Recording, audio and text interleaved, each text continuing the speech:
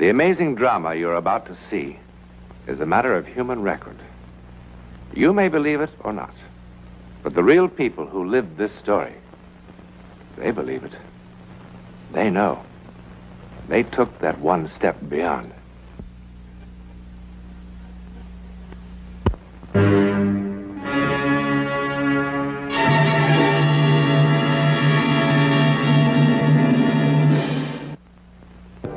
The city sleeps, unaware.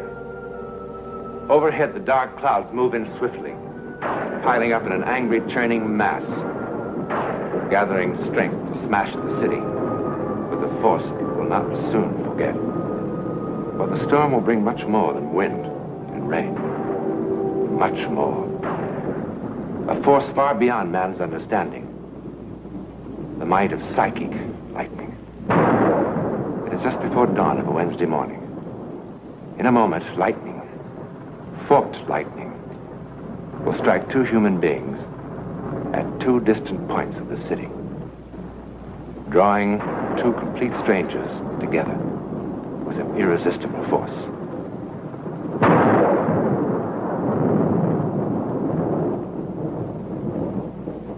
One of them lived in this house.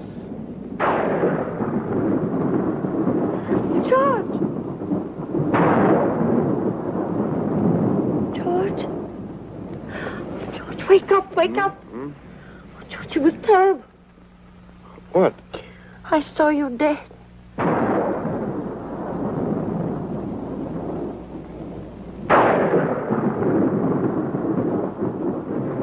At that same moment, at the other end of the city,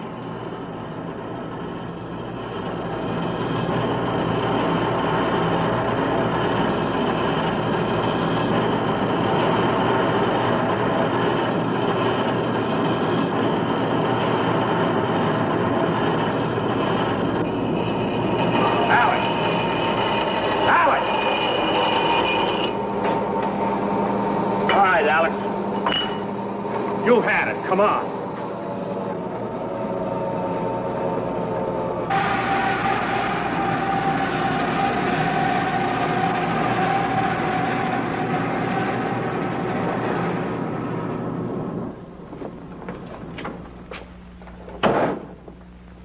Doc. What happened? Well, he sort of froze. If I hadn't grabbed him, that grinder would have chewed his hand to bits. What's the matter, Alex? Oh, it's better sit down.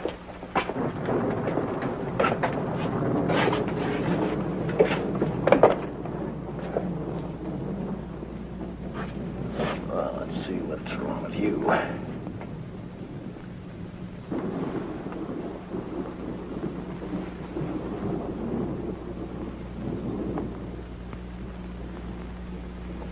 All right, Alex. Off with your shirt.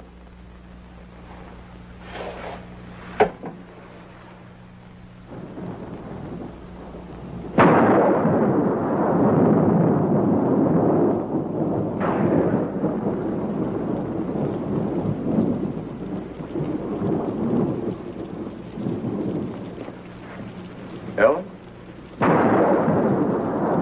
Ellen, don't you think it's time you came back to bed? Baby, I've got to get up in an hour. It wasn't a dream. It wasn't. Sure, I know. It was a premonition. Your grandmother's gypsy blood talking to you. I saw you. I saw you lying there on the floor of the bank. I did.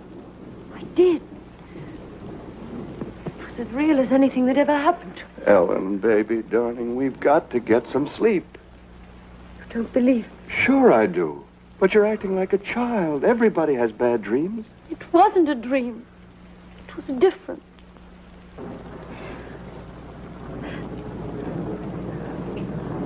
I could see right through the walls. Through the darkness. There was this terrible loud noise clanging in my head. There were people. Frightened people all around.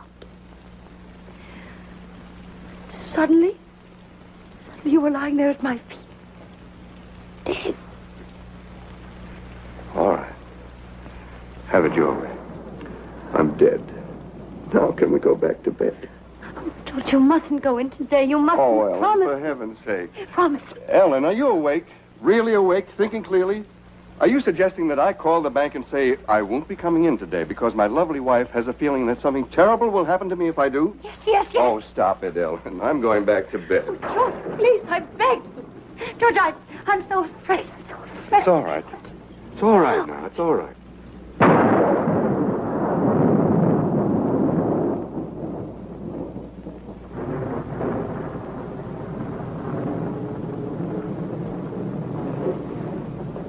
All right, Alex, you can put your shirt on now.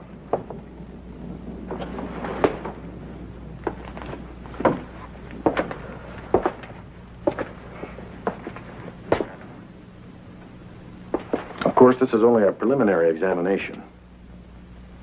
But as far as I can tell, it appears that you suffered from a slight stroke.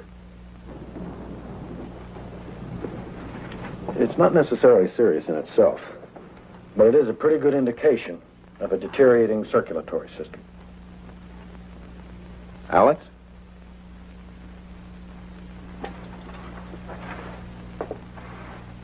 This is important. I warned you what would happen if you kept pushing yourself. Now I'm going to have to put in a report to the front office that you're no longer fit. It's for your own protection. I should have done it months ago. I'm sorry, Alex. But I have to do it. If you take care of yourself, proper diet, proper rest, or you can live as long as anyone else, and even come back to work eventually. If you don't, you'll be dead within 6 months. You're wrong. I only wish I were, Alex. Look, you take this envelope back to your own doctor. Have him get in touch with me. I'll only be too You're glad. wrong. I don't have 6 months. I don't have 6 days. I'll be dead by tonight. Alex, it's true your condition is serious, but not that. When I was standing there at that wheel, it was like a million colored lights exploding in my head. That's symptomatic of a stroke. No. Suddenly, I knew I was going to die. Doesn't matter what I do. I'll be dead by tonight. I know it. Alex?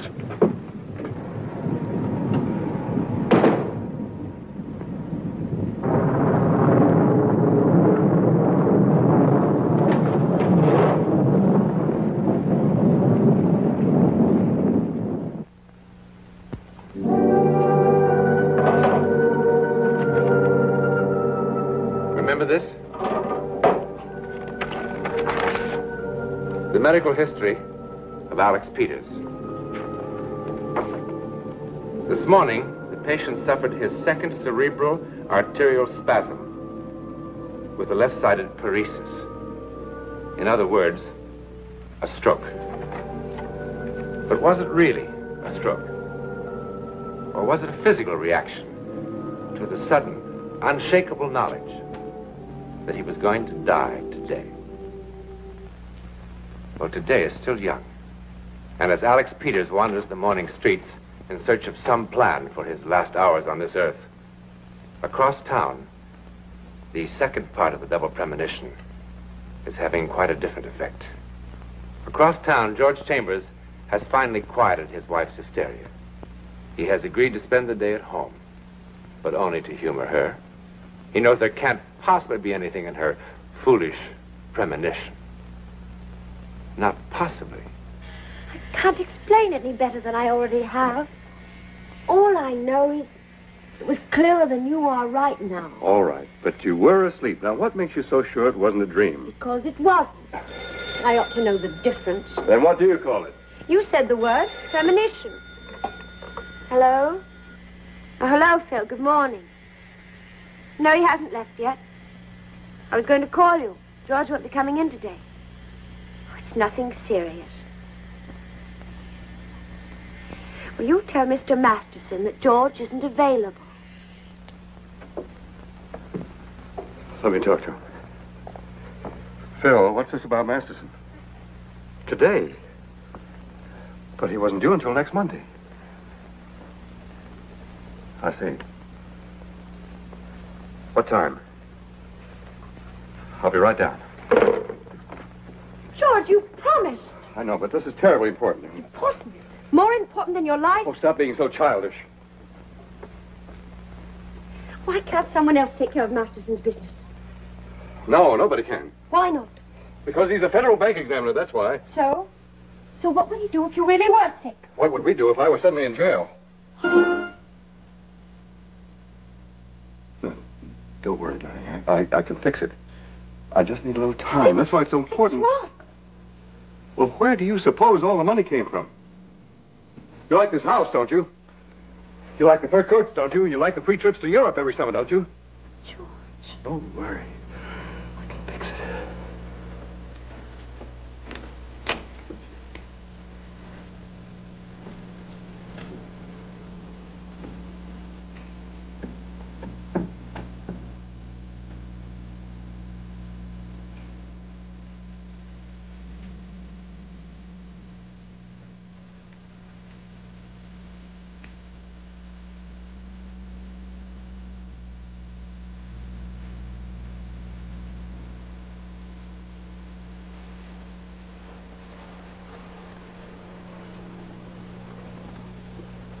Hi.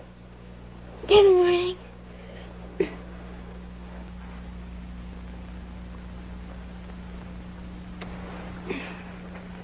Don't you think you've had enough sleep for one night, young lady?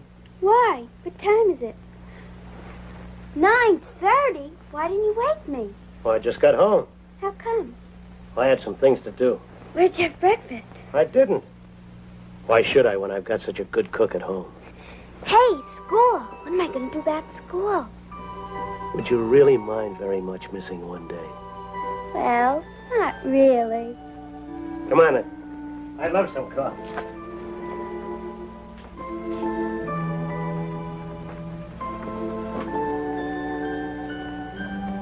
How do you want your eggs? No eggs, just coffee.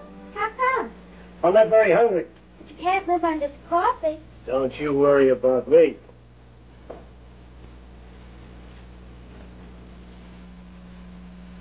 It doesn't really matter too much about school anyhow. Mrs. Burrs is still homesick, and we've got the substitute, who only gives us reviews. I won't miss anything important. That's good. Besides, I can get it from Alice, and she gives us any new stuff. Uh-huh. It'll be fun being home with you all day anyhow. And we've got food shopping to do.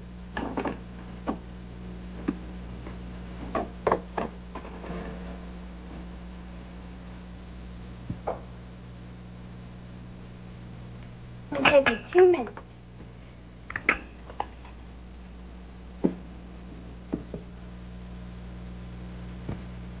What's the matter? Nothing.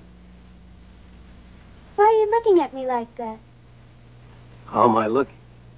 Funny. Do you feel all right? Sure.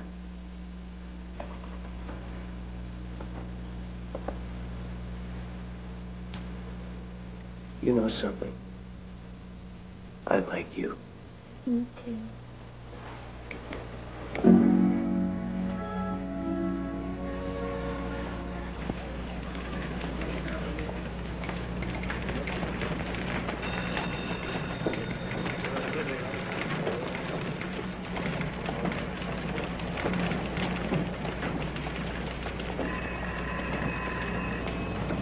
Excuse me. Who do I see about setting up a trust fund? Well, Mr. Carter or Mr. Chambers can help you. I'd like to set up a trust fund for my daughter. Well, I think that can be arranged. I sure hope so. I'm a widower. I figure that Carolyn will need at least $100 a month to live on. At least. Certainly. How old is Carolyn? 12. I'd like to set it up so that, well, after I'm dead, whoever's taking care of her, Carolyn will have the money to live on. Yes, of course. Does Carolyn have a middle name? What? Oh, no. No, she doesn't have a middle name. Ellen, I have to hang up now. It's all a question. Ellen, I can't discuss this with you any longer. I can't advise you, of course. Listen. First, let's get all the facts down. Goodbye, Ellen. Her daughter's 12. I take it she's an only child? Mm-hmm. Now, suppose we start with your current assets. Well, there's my life insurance policy. Yes, what's the amount? $1,200. $1,200. And then there's the stock. Hudson Corporation, 50 shares. It was selling at 3 1/4 this morning. Well, that comes to $162.50. Savings? Well, I have $672 in postal savings. What else? That's all. Oh, surely there must be other things. Furnishings, your car, home, real estate? No, I don't have any of those things. And I live in a furnished apartment. 150, 750, 1,200, 672. Well, as of today, your total worth is $2,034.50, counting the insurance and assuming there are no debts. At 6%, that would bring in about $120 a year. A year? Yes, sir. For an income of $100 a month, you'd need 10 times that amount. 10 times? Of course, a lot of things could happen before it becomes necessary to use such a fund. You're young, and many productive years ahead of you. Surely your estate will grow. And, of course, a certain amount will come in from Social Security. We always figure on that. $20,000.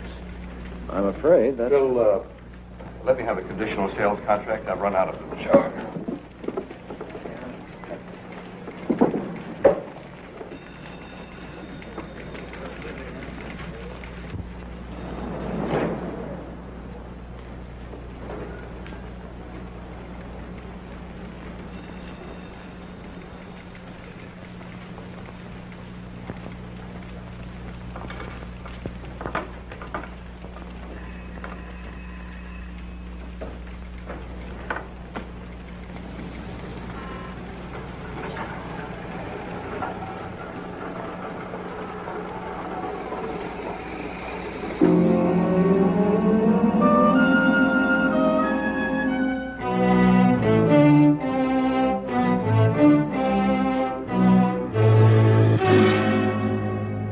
$20,000? Oh, well, sure thing, Alex. No sooner said than done. Man can't have too much insurance. Sir, let me see here. The beneficiary would be... oh, yes, Carolyn Peters. You got a real sweet kid there, Alex, and the things the way they are with her, well, man can't be too cautious. Yes, sir, it gives a man real peace of mind to know his loved ones are adequately provided for. Not that anybody ever expects to die, of course, but we never know when the Grim Reaper is sharpening up his axe for us, do we? Well, now, let me see. The monthly premium for a man your age would be, $67.50. That's kind of steep for you, Alex. We can cut it in half for you if you like. We can always do that. You're an old friend. I don't forget old friends, Alex. I'm not that kind of a guy. You know that. Yes, sir. Well, I guess you know what you can afford, huh? The policy will go into effect the minute I hear from the... hello, Hazel. This is Wilson Tuttle. How's my girl? Uh-huh. I got another customer for you. I want you to take extra good care of him. He's an old friend. How about tomorrow morning, first thing? No use letting any grass grow under our feet, huh? We're trying to set up an early appointment with the doctor for you. What for? Well, it's... just a formality, of course, but when a man jumps from $1,200 to $20,000, why, we don't make the policy binding on either party until the physical examination is complete. Not that you will have any trouble, but well, we all have to protect ourselves in the clinches, huh? Now, if the doctor has an open appointment... hello, Hazel. Oh, swell. Uh-huh. 9:30 bright and early. That's fine. Fine. Alex? Are you sleeping? Are you sleeping? Brother John, morning bells are ringing, morning bells are ringing, ding, ding, dong, ding, ding, dong.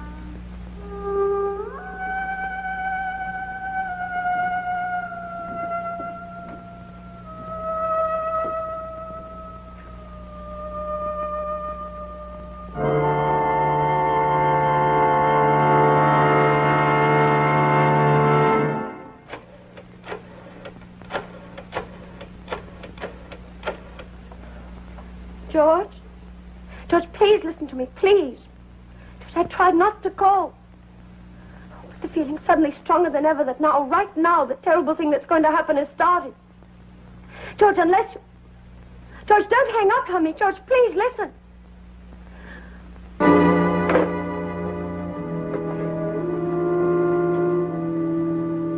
Daddy? Daddy?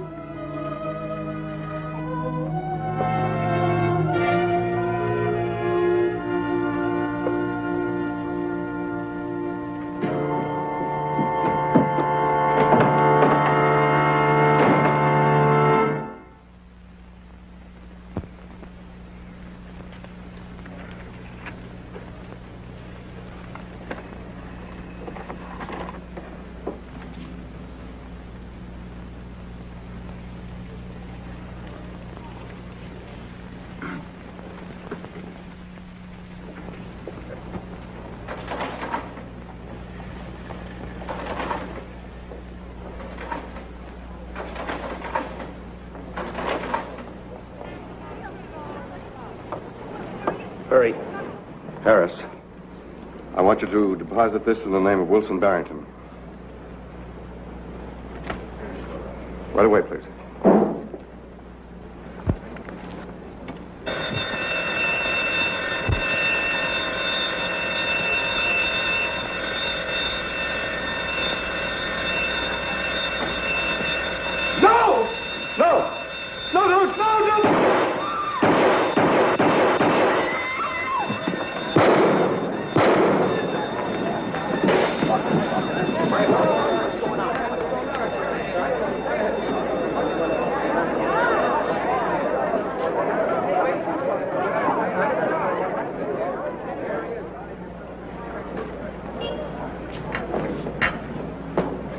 Yes, it happened.